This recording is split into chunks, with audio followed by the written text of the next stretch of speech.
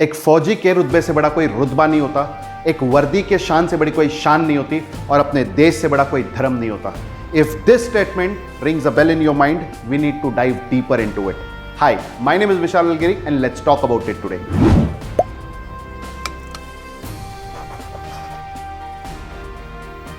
माना कि यह डायलॉग रिसेंटली रिलीज एक मूवी ट्रेलर में से उठाया गया है। ये डायलॉग भले ही फिल्मी हो सकता है, लेकिन कहानी 100% सही है।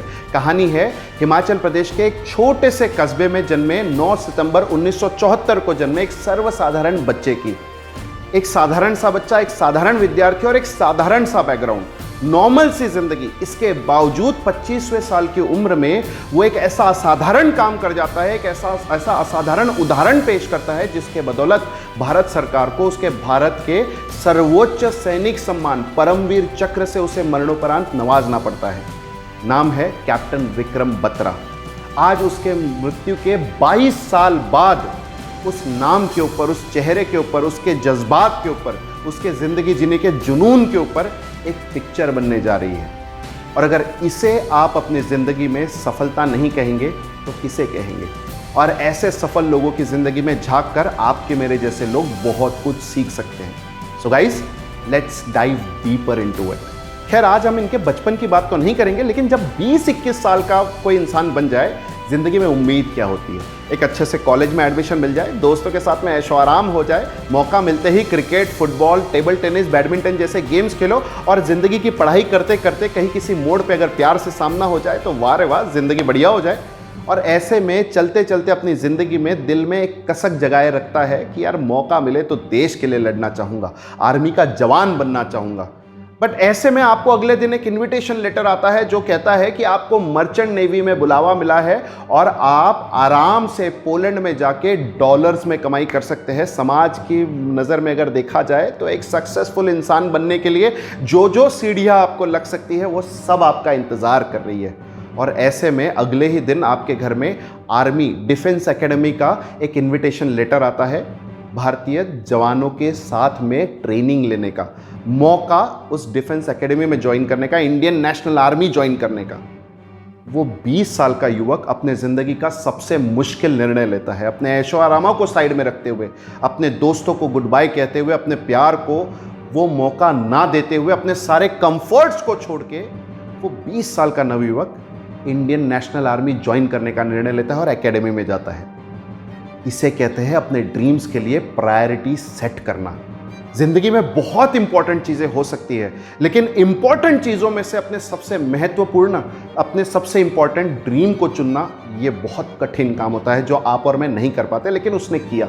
अब इंडियन नेशनल आर्मी ज्वाइन करने के बाद में ट्रेनिंग लेते हुए 1.5 साल ही हुए थे कि 1999 में कारगिल वॉर में उसे आने का न्योता मिल जाता है।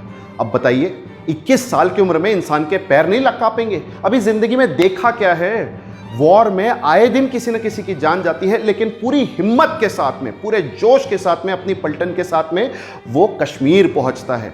अपने सारे के सारे दोस्तों का, अपने सारे के सारे जवानों का, अपने सारे के सारे टीममेट्स का वो हौसला बढ़ाता है। और जब उसे मौका मिलता है पीक 5140 पे अटैक करने का, पूरे के पूरे विश्वास के साथ में उसे वो ग्रैब करता है। इसे कहते हैं साहस। जिंदगी में बहुत सारे काम करने के लिए आपको उस करेज की जरूरत होती है।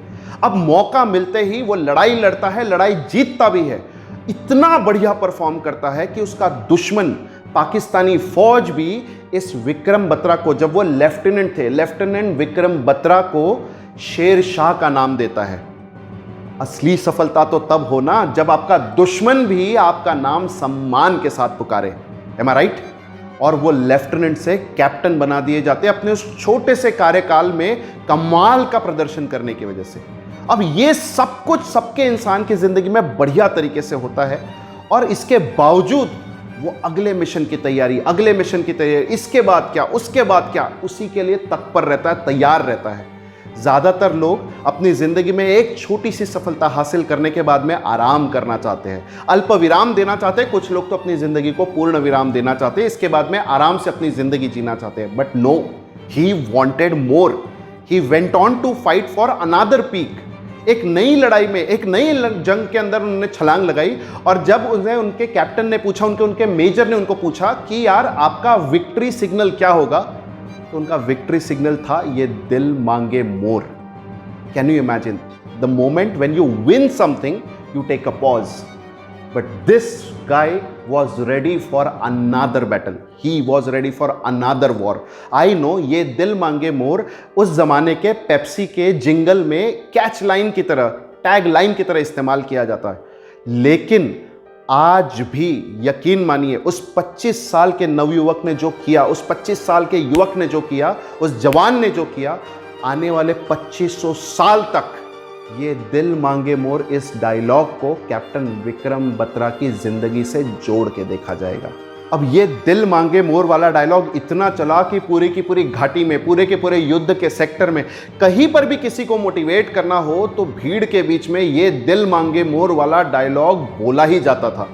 दुश्मन की भी रूह कांप जाती थी इस डायलॉग को सुनते हुए और शेरशाह के आगमन पे। ऐसे में कैप्टन विक्रम बत्रा पहुंचते अपने आखिरी पड़ाव 0.4875 को जीतने के लिए। यह सबसे खतरनाक चढ़ाई थी, खतरनाक लड़ाई थी। दुश्मनों को हराते हुए, उनको पिछाड़ते हुए, हर एक बंकर को खत्म करते हुए पूरी की पूरी पलटन आगे बढ़ रही थी। और बढ़ते बढ़ते किसी कोने में कैप्टन विक्रम बत्रा को नजर आया अपना वो दोस्त जो वहां पर घायल हुआ पड़ा है। अपने जान की परवाह किए बिना कैप्टन विक्रम बत्रा कूद पड़ते हैं और अपने दोस्त की जान बचा ले आते हैं। बस इस बीच में एक अधमरा सा पाकिस्तानी सोल्जर उनकी छाती पे गोली चला देता है। और ऐसे 7 जुलाई 1999 के दिन उस 25 साल के नवयुवक ने अपनी ज़िंदगी का सर्वोच्च बलिदान देते हुए इस देश की सेवा में अपनी जान को न्यौछावर कर दिया।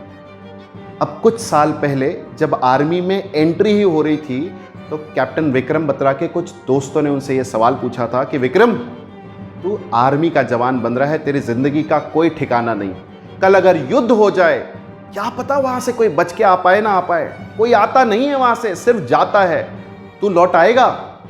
तब विक्रम बत्रा ने हंस के जवाब दिया था कि हाँ, जरूर लौट के आऊंगा। एक तो तिरंगा लहरा कर आऊंगा या तिरंगे में लिपट कर आऊंगा। अब बताइए दोस्त, जिस इंसान को अपनी जिंदगी के सबसे बड़ी हार अपनी मौत से ही डर ना लगता हो, उस इंसान को हराना आसान है क्या? नहीं, वो इंसान जिंदगी में जीतेगा, जीतेगा और सिर्फ जीतेगा, इसके अलावा और कोई ऑप्शन नहीं। आज 22 साल बाद भी उस 25 साल के युवक ने किए हुए कारनामे, उसकी ज़िंदगी जीने का तरीका, उसका जुनून, उसका जज्बा आज भी आपके मेरे जैसे कई सारे नौजवानों को प्रेरित करता है, इंस्पायर करता है। ऐसे कई सारे हजारों लाखों सैनिकों को आपका, मेरा, हम सब भारतीयों का शतशः प्रणाम। सी यू नेक्स्ट वीक।